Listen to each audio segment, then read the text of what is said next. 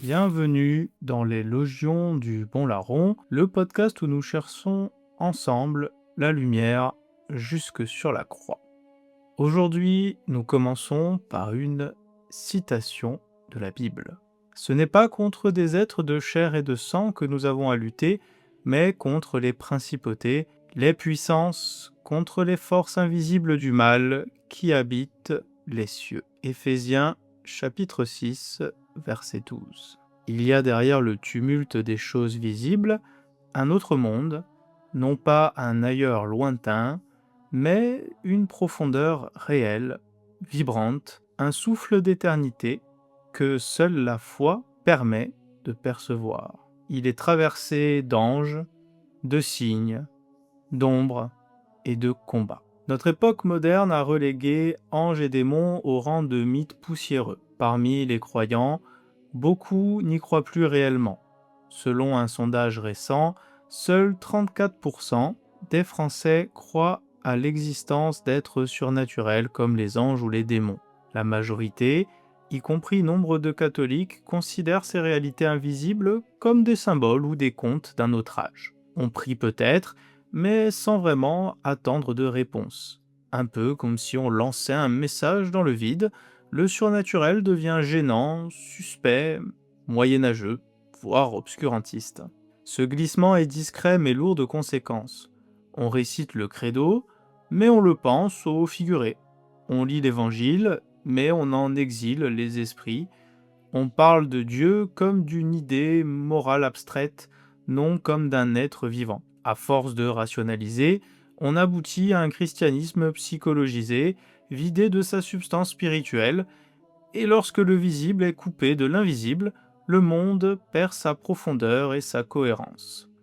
Il ne s'agit pas de retomber dans la superstition ou la magie d'antan dans ce podcast. Il s'agit de regarder le réel autrement, avec les yeux de la foi. Croire aux anges, c'est croire que le monde est habité par plus grand que lui.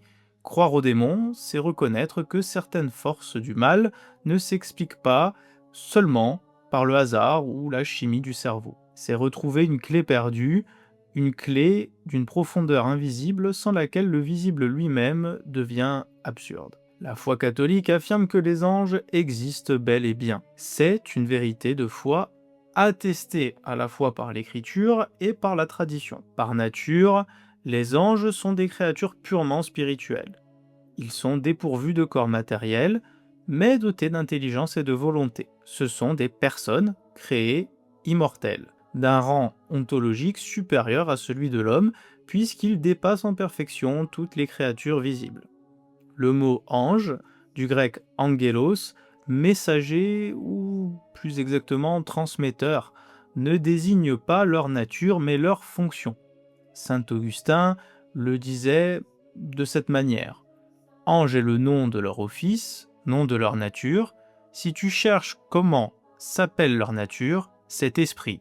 Si tu cherches leur office, c'est ange. En eux-mêmes, les anges sont des esprits créés pour servir et transmettre les messages de Dieu. Une idée fausse répandue est de s'imaginer les anges comme une espèce ou un peuple homogène.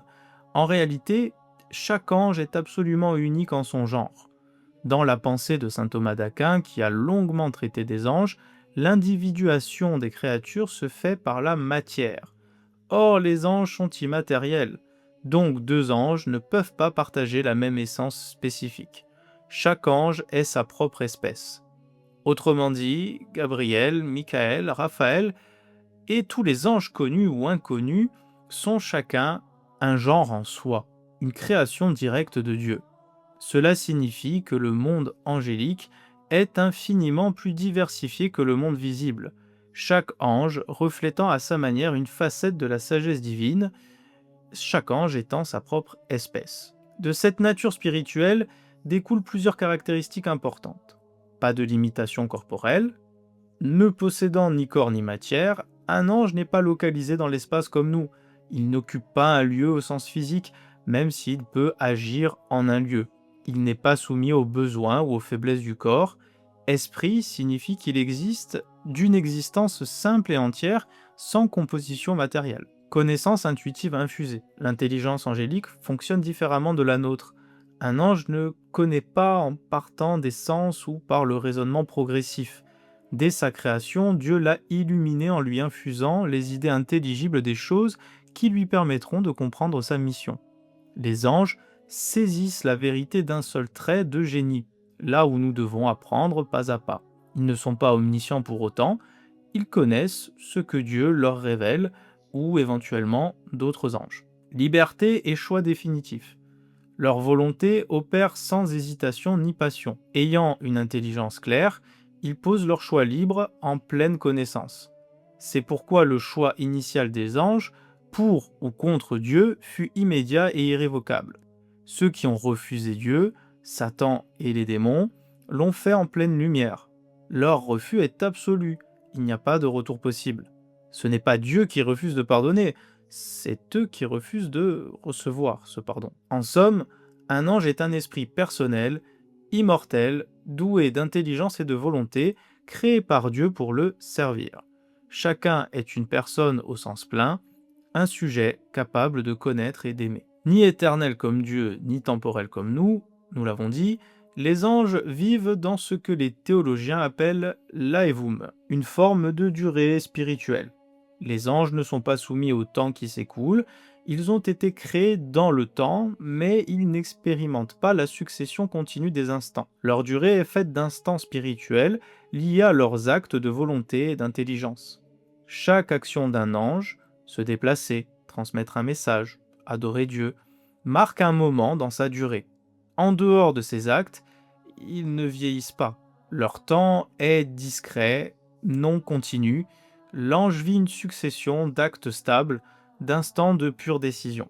Seul Dieu est hors du temps, l'ange, lui, participe à sa stabilité. On dit qu'il possède un être aéternel. Il a eu un commencement, mais pas de fin. Ainsi, un ange peut agir instantanément, apparaître d'un point à un autre sans traverser l'espace. Il saisit une situation en un seul acte d'intelligence, sa durée est spirituelle. Il ne se déplace pas dans l'histoire, il s'y insère par mission. Dès les premiers siècles, les théologiens ont discerné dans la Bible différents types d'anges aux rôles distincts. Cette tradition a été ordonnée au VIe siècle par Denis l'Aérophagite dans les hiérarchies célestes repris par saint Thomas d'Aquin. On distingue 9 chœurs répartis en 3 triades. Les séraphins, les chérubins, les trônes. La triade la plus proche de Dieu. Les séraphins, dits les brûlants, symbolisent l'amour ardent. Les chérubins, la plénitude de la science divine. Et enfin, les trônes, la stabilité et la justice. Dieu siège sur eux. Deuxième, les dominations, vertu et puissance. La triade intermédiaire. Les dominations gouvernent les esprits inférieurs. Les vertus réalisent des prodiges. Les puissances maintiennent l'ordre contre le chaos. Ce sont les gardiens du cosmos.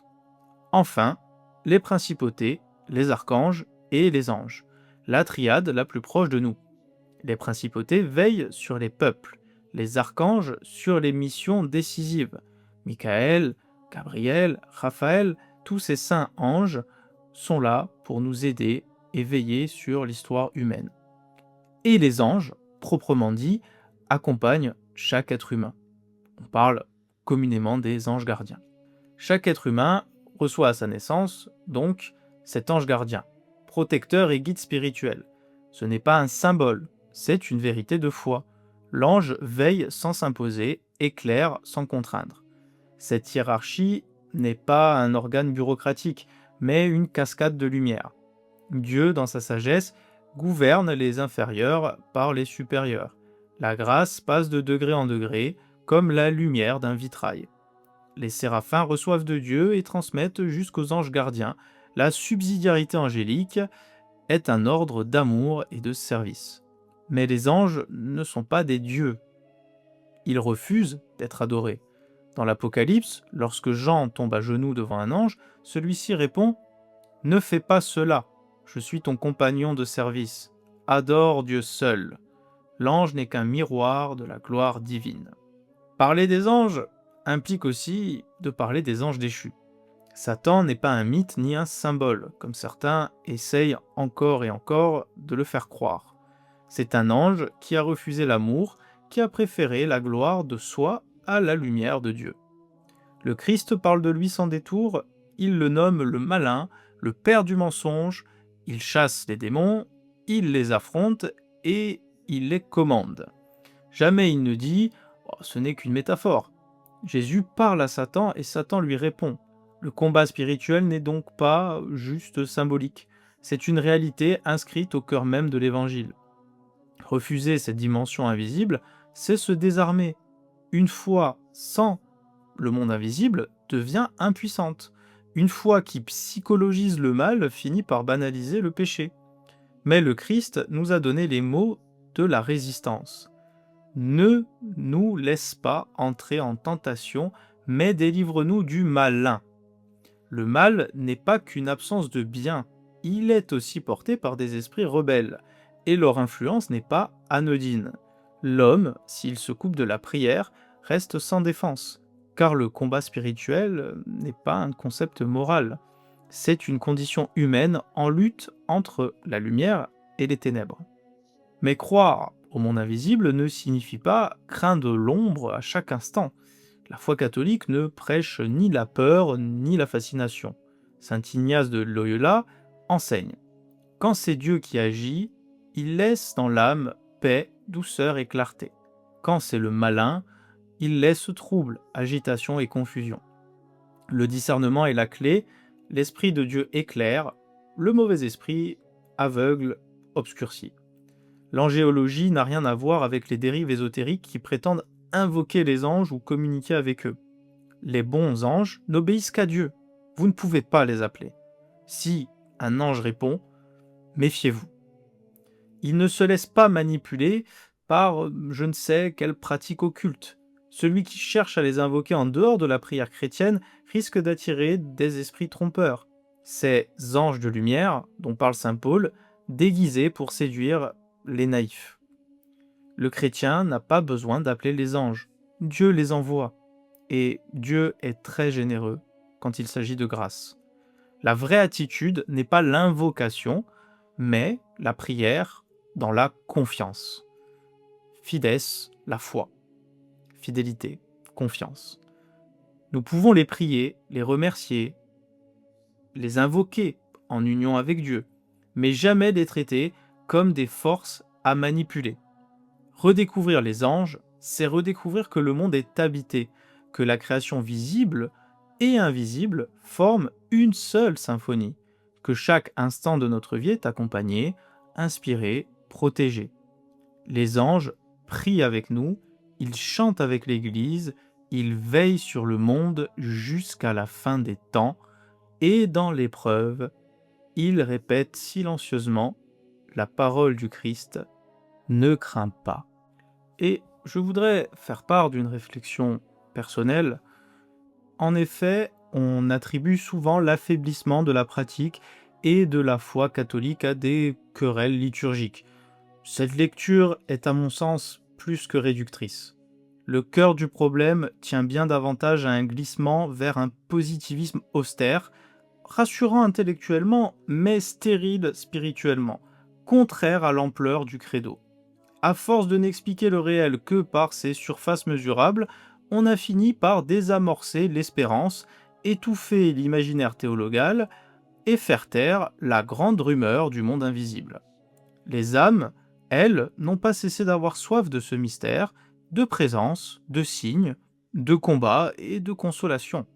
Faute de les recevoir dans l'Église, beaucoup sont allés les chercher ailleurs. Ce recours aux spiritualités du New Age, au chamanisme, aux voies occultes et ésotériques n'est pas d'abord une rébellion contre Dieu, dans la plupart des cas. C'est une tentative de répondre à une intuition ontologique profonde. La réalité n'est pas close dans la matérialité. Le cosmos est habité, traversé, signifié. Les traditions extra-chrétiennes ont parfois conservé des semences de vérité, des éclats, des figures et des rites qui rappellent que l'homme vit à l'intérieur, dans une interface du visible et de l'invisible. Le christianisme a toujours discerné ces semina verbi, mais il a aussi prévenu. Arrachées à la révélation et à l'adoration du Dieu vivant, ces semences deviennent facilement des instruments de fascination. L'ange de lumière, contrefait, se nourrit de ce désir mal orienté. Il donne des expériences, il allume une lueur, mais elle n'ouvre pas à la miséricorde ni à la vérité qui sauve. Elle captive, elle ne libère pas. Ce n'est donc pas en durcissant les frontières rituelles, ni en psychologisant davantage la foi, que l'on guérira l'hémorragie. C'est en réapprenant à parler le langage du réel total. Anges et démons, intercession et providence, sacrement efficace, miracle discret, épreuve offerte, consolation reçue, discernement des esprits. Tant que l'Église est d'abord ceux qui ont charge de gouverner, d'enseigner, de sanctifier, n'ont pas repris en main le monde invisible avec un catéchisme sérieux, cohérent et nourri de la tradition, il sera normal que beaucoup aillent chercher ailleurs ce qui résonne en eux comme une évidence première.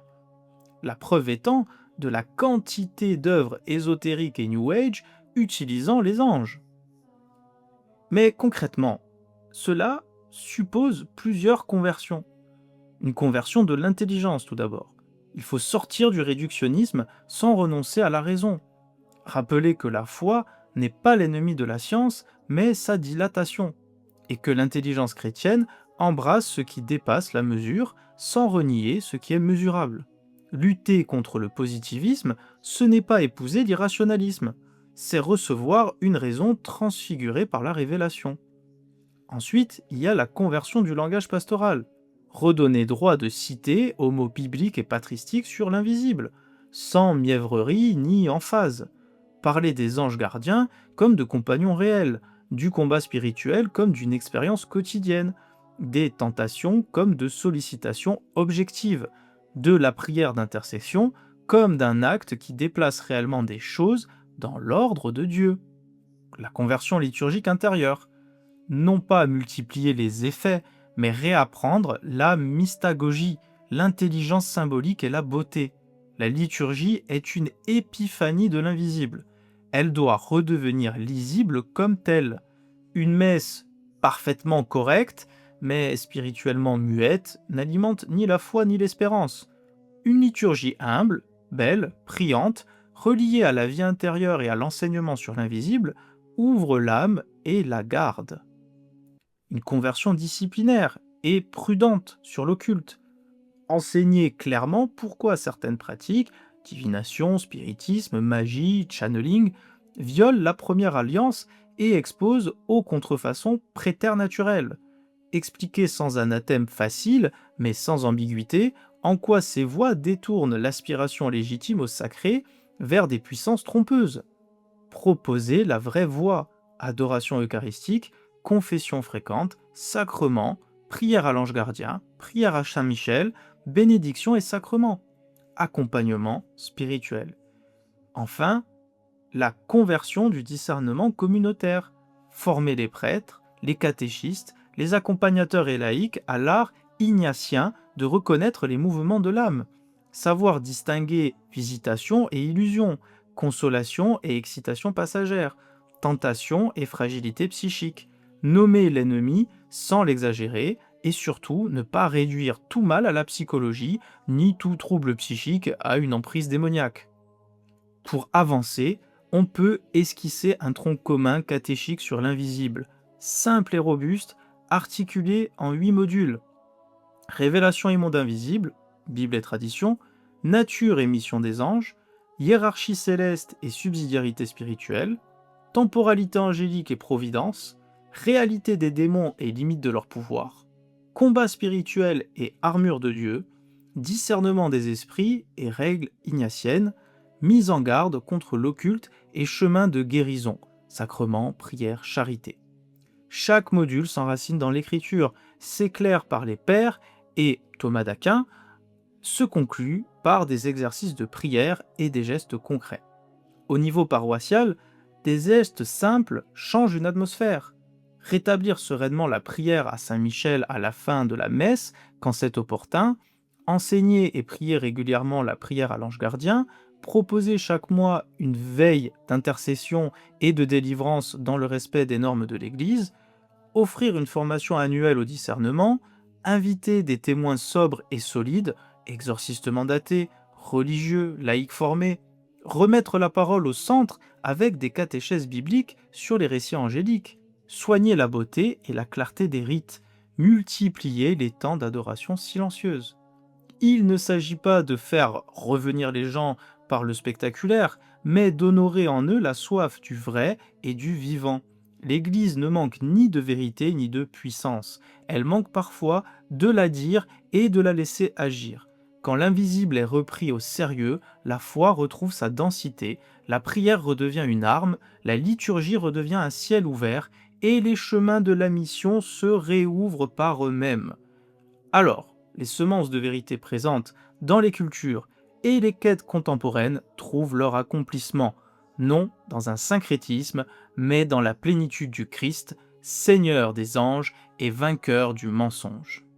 C'était l'élogion du bon larron. Merci d'avoir écouté ce podcast.